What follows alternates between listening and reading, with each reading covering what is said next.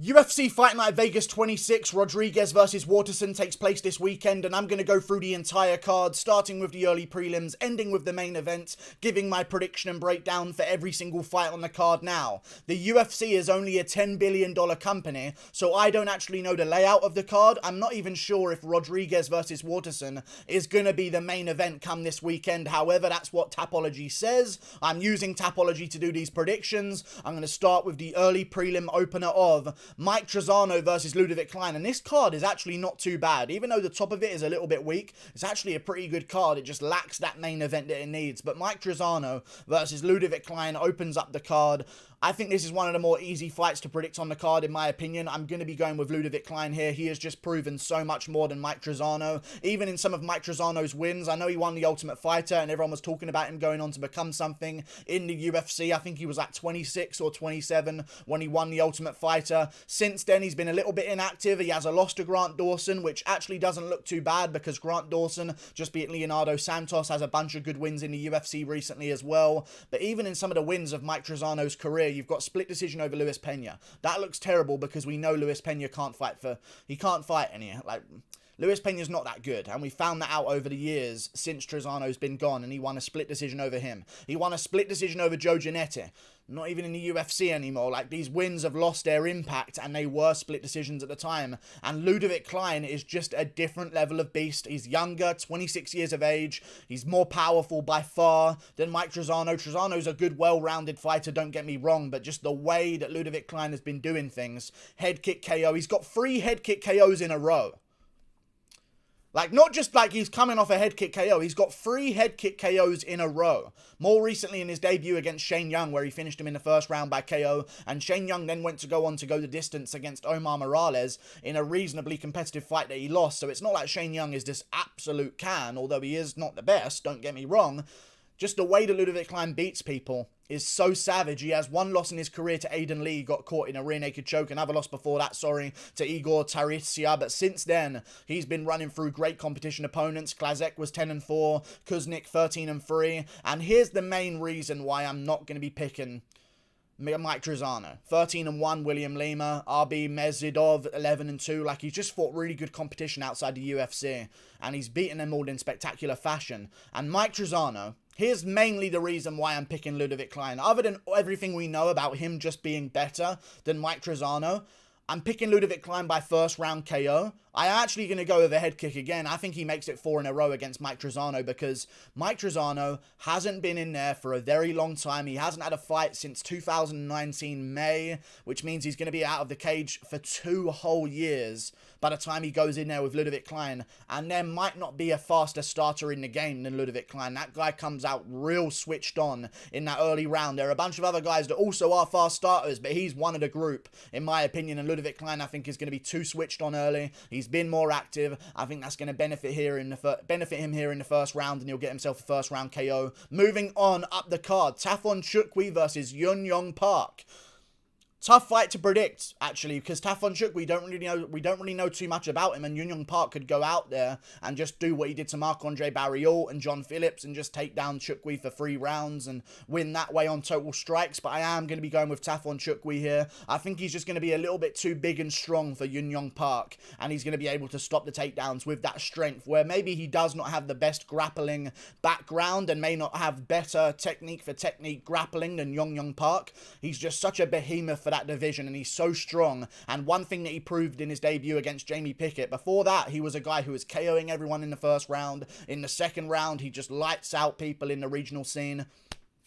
It was good for me to see, against Jamie Pickett, him keep a reasonable pace for 3 rounds. Because normally when you see a guy that muscled up, big KO power in the first round, you worry, what happens if it goes past the first round here? Does he start slowing down a little bit? Can he hang in those later rounds? And he showed that against his last opponent, Jamie Pickett. He showed he can go all 3 rounds at a reasonably good pace. He didn't get a knockout there. That's going to be good experience here against Yong Park. And Jamie Pickett was trying to hold him against a cage. Chukwu was landing a bunch of knees. I just feel like Chukwu's going to be too strong for Yong Park to get the grappling on. And I think Chukwu's going to get him I reckon by decision. I think it's going to be a very smothering bout, but Chukwu's going to win against the cage by landing total strikes, by landing knees whenever they've got some separation, and I think Union Park just won't do enough damage to secure himself the win, although he may have a lot of control time against the cage and just try and smother Tafon Chukwu. I think in the middle of those moments, Tafon Chukwu is going to land enough significant shots to steal himself those rounds, and I think he wins this one 30-27. Moving on up the card, Christian Aguilera versus Carlston Harris.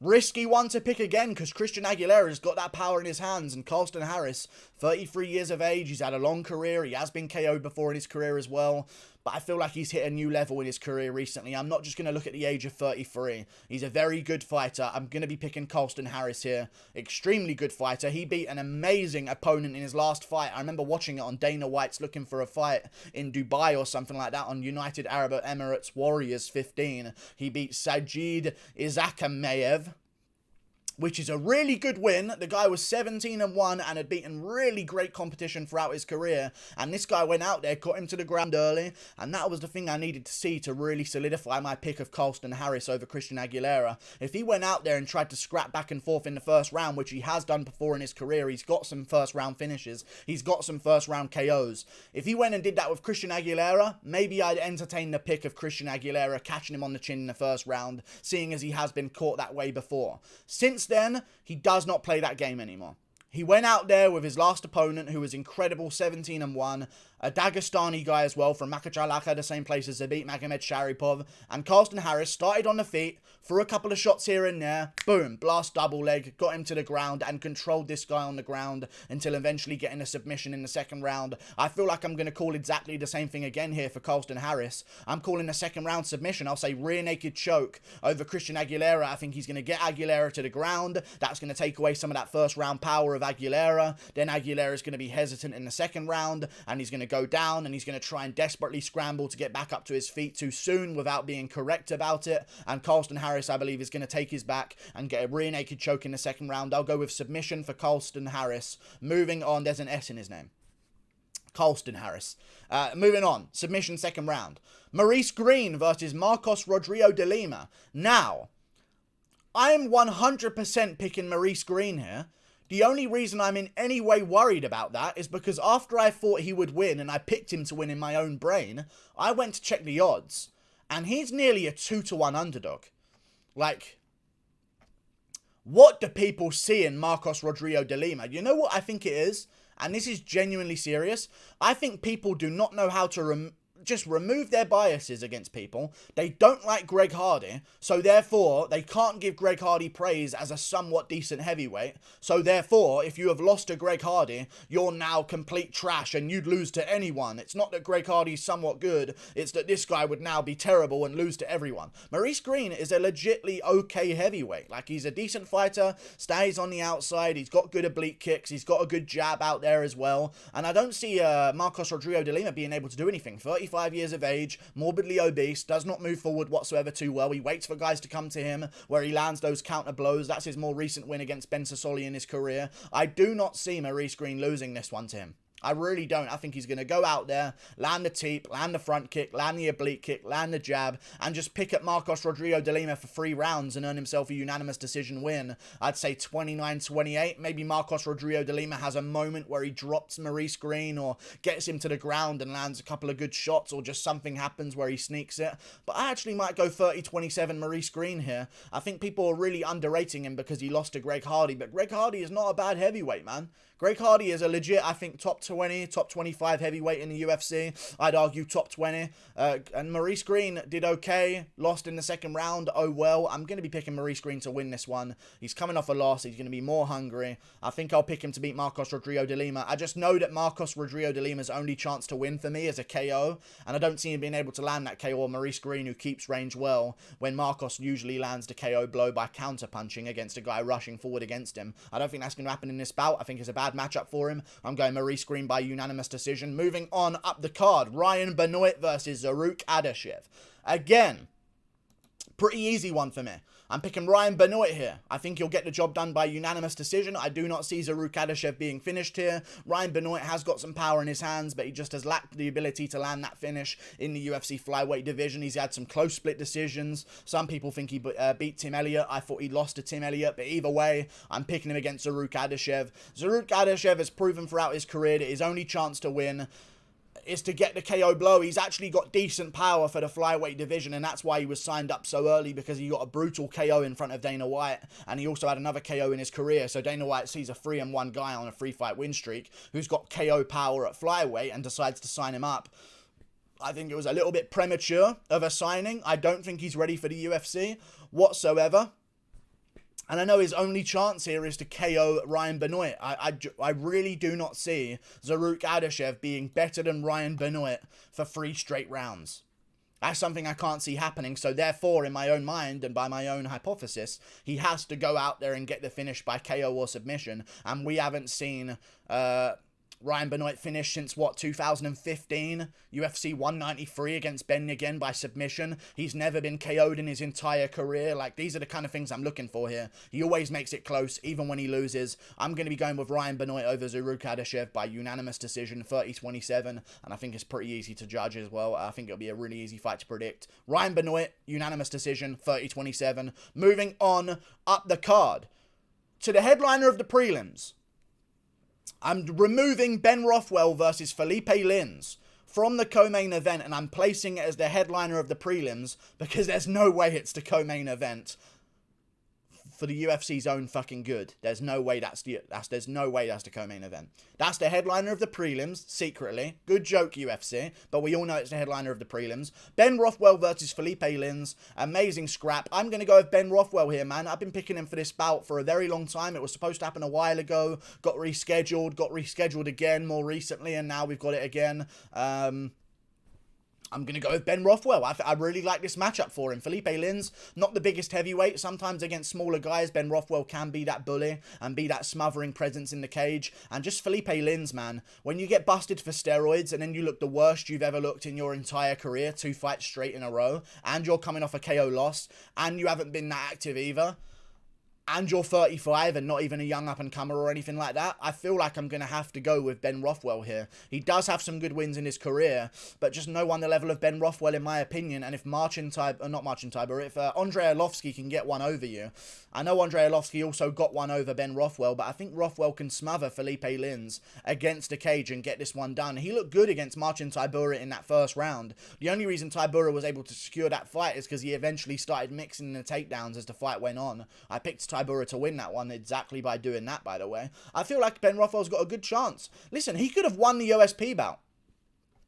In all honesty, like it was a very close fight. It could have gone his way. OSP had a couple of big moments, but other than that, it was Ben Rothwell landing good shots. Like, I feel like Ben Rothwell's pretty underrated for a heavyweight, and I think he's going to go out there and smother Philipe Lins and win himself a unanimous decision. I'll say 29-28. I'll give Philipe Lins maybe the first round or something like that, but as the rounds go on, I'm going to bet on Ben Rothwell because Philipe Lins has just looked terrible, in my opinion. He looks hesitant. He looks unconfident in himself. Now he's been KO'd. I think he's going to be more unconfident. This is adding to many KOs that he's had in his career. He's been KO'd by Vadim Nemkov. He got KO'd by Kleber Silva earlier in his career as well. I think he's going to be hesitant out there, and Ben Rothwell's going to walk him down to a unanimous decision, 29-28. Moving on to the main card. And it's a good main card. It's a very good main card. Starting with Phil Hawes versus Kyle Daukaus. Greatest male porn star name in the UFC, Phil Hawes. I love his name. But Phil Hawes versus Kyle Daukaus is on the main card. I'm going to be going with Kyle Daukaus here. He is the slight favourite, which I was surprised by. I thought I was going to be a real rebel and pick an underdog of Kyle Daukaus, but the odds makers seem to agree with me here. I just think it's a bad matchup. Knowing what we saw in his last bout, Phil Hawes, we saw him against Nassourdine Imavov kind of get controlled against the cage a lot in that bout. Kyle Daukaus can have that game plan, and his only loss in his entire career is to Brendan Allen on short notice, who, by the way, just submitted Carl Roberson in the first round. Kyle Daukaus took this fight on 7 days' notice against Brendan Allen, or something like that, something very little. and went to a unanimous decision, snuck around, and made it very close in the other rounds as well. Like, this guy is no joke. He is extremely technical. His brother, Chris Daukaus, is at heavyweight destroying everyone, so I trust their team, in all honesty. I think he's going to go out there and do really well. He's got great jiu-jitsu. He's got very technical stand-up. I don't see him being scared out there. I don't see him being KO'd early. I can see him really working his clinch game against the cage and landing some total strikes when he needs to. And so long as Phil Hawes doesn't grab the cage 5 times without any punishment whatsoever, then maybe he'll lose this one. But if he does grab the cage 5 times without any punishment whatsoever while the referee just watches him do it, then maybe he won't lose. I'm pissed off about that. And it's not the reason why I'm picking this fight against him. I just feel like we saw a little bit of a hole exposed. You can grind this guy out. And I think Nassourdine Imavov is a little bit worse than Kyle Daukaus, who has a huge win in his last bout against Dustin Stoltzfus. 13-1. Great opponent. Really good opponent. 29 years of age. A young guy on the come-up himself. 13-1. Like, Daukaus has beaten great opponents his entire career. Has a much, much, much better resume than Phil Hawes. And I think as a style matchup, the smothering guy versus the explosive guy, I'm going to go with the smothering guy with a good grappling base. Kyle Daukaus gets the job done. 29-28 unanimous decision. I'll say Phil Hawes wins the first round. Daukaus wins the second 2, eventually overwhelming him against the cage with some takedowns as well. And just some good volume because his stand-up's so amazing. I'm going to go Daukaus 29-28 with the second 2 rounds. Moving on up the card. Diego Ferreira versus Gregor Gillespie. I'm going to be going with...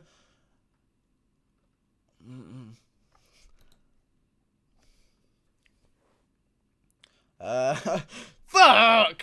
I knew who was gonna win.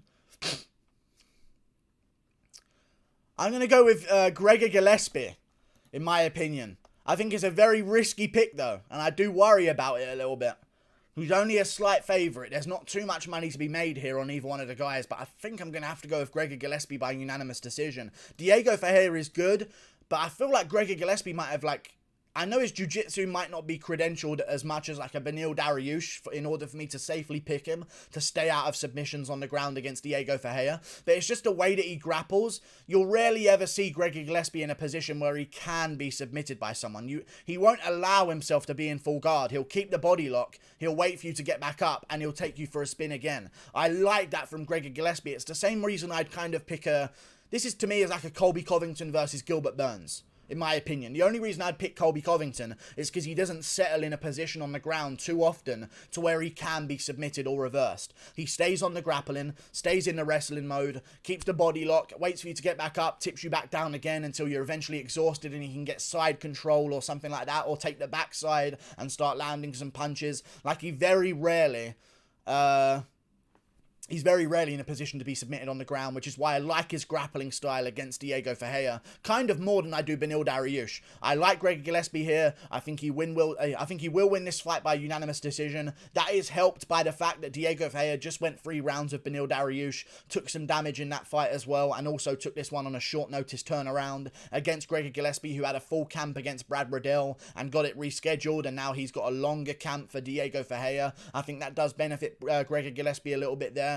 I'm going to go with Gregor Gillespie here, winning with his grappling against the cage, constantly taking down Diego Ferreira and making Ferreira work to get back up. And also I trust Gregor Gillespie's stand-up a little bit as well, because fighters care so much about the takedowns. He actually has decent hands. Gregor Gillespie's got decent hands. I like his stand-up. I don't see Diego Ferreira just battering him. And I always say Gregor Gillespie having the option to take it to the ground. Whereas I don't think Diego Ferreira can enforce his game plan with the grappling more than Gregor can. Gregor's got the choices, he's got the options, and I think he's safely grappling with Diego Ferreira throughout this fight with the body lock, never progressing into half guard or full guard on the ground with Diego Ferreira. I feel like he's going to win this one by just picking his spots and not going into full guard. As long as he stays out of full guard, he's absolutely fine against Diego Ferreira in my opinion, and I think he will do that because that's how he grapples. Gregor Gillespie gets this one done, unanimous decision in a great scrap, maybe fight of the night. Moving on up the card. That definitely ain't the next one. We're going to switch it around. Amanda Ribas versus Angela Hill is the feature fight of the card. Amazing bout. I'm going to go with Angela Hill as an underdog. I'm going with Angela Hill here. A lot of people are picking Ribas. I think they're simps. They aren't really looking at what Ribas does. She has not got incredibly great stand-up. She just got KO'd by Marina Rodriguez. She's been KO'd before in her career on the feet as well. And Angela Hill, although her record is extremely fucking stinky, and I hate it with all my fucking heart that has to be on display while we try and call this the greatest fighting promotion in the world. You can't be 13-9, but she is, and she's fought great competition throughout her entire career. I feel like I'm going to go with Angela Hill here, getting this one done over Amanda Ribas. I like her stand-up, and I don't see this one going to the ground. She's shown a great ability to keep things standing. Before in her career, she used to be able to be controlled on the ground by certain opponents who would get her down. Randa Marcos submitted her early in her career. She's had other opponents take her to the ground as well and win that way. But on the feet recently, Angela Hill, her win over Luma Lookboom, which she took on like 7 days notice across the world, is looking better than ever because Luma Lookboom has now gone on to win a couple of fights in a row. I'm going to be going with Angela Hill. I think she's won all of her fights recently. She beat Luma Lookboom. I think she beat Claudia Gadelha without a doubt in my mind. The Michelle Waterson fight is close, but I edged it the way of Angela Hill, and she's now just beat Ashley Yoder easily and dominantly. I'm going to pick her to beat Amanda Ribas. I think she's going to land some good shots early. Ribas is not going to be the same on the feet after the first round, and she's just going to sort of scoot around the outside, shell up, panic takedown. It's all going to fail, and Angela Hill's going to win herself a 30-27 unanimous decision against Amanda Ribas. I'm picking Angela Hill to get this one done. I have no idea why on earth she's an underdog, so I guess I'm going to make some good money on that. Angela Hill, unanimous decision. 30-27, winning the stand-up exchanges the entire fight long. Moving on to the co-main event of the card, Neal Magny versus Geoff Neal. Finally, we get to see the battle of the Neals that we've been waiting to see for a very long time. I know I have anyway. I'm going with Geoff Neal. I think Jeffrey Neal is going to go out there, get a KO in the, I say second round KO.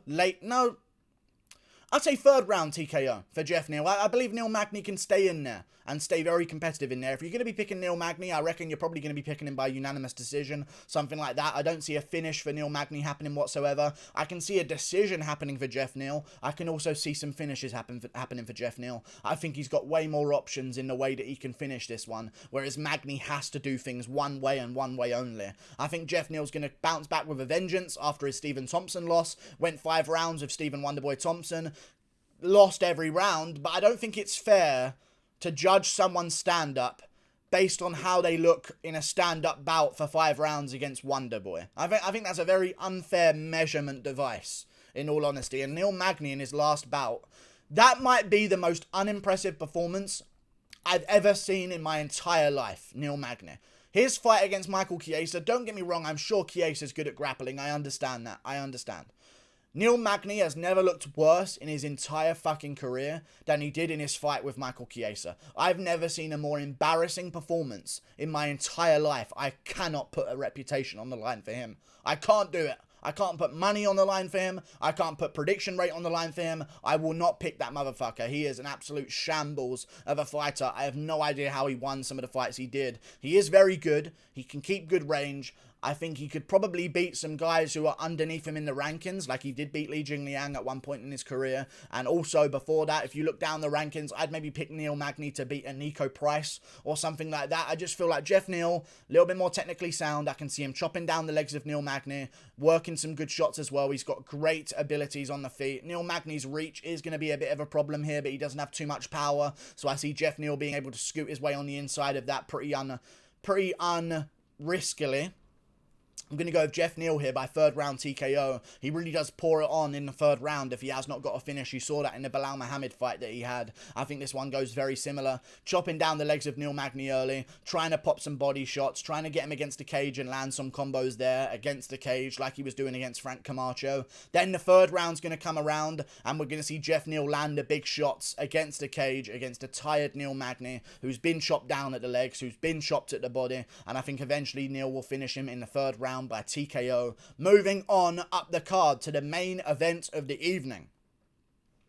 Marina Rodriguez versus Michelle Waterson. I'm going with an underdog again. I'm picking Michelle Waterson to win this one. I think Marina Rodriguez is being incredibly hyped up after one win against Amanda Ribas that was somewhat impressive. When you look through her career, she does have some decent wins. She has a good win over Tisha Torres in her career, which I actually do rate quite highly, but also a split decision loss to Carla Esparza. Also a draw to Cynthia Calvillo. And if you notice in those fights, what the recurring theme was that she slowed down as the rounds went on.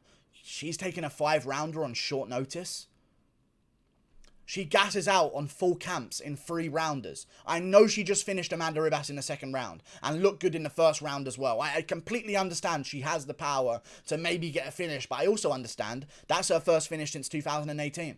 It's not like this is a girl where you just can't get hit by her whatsoever. It's going to be over.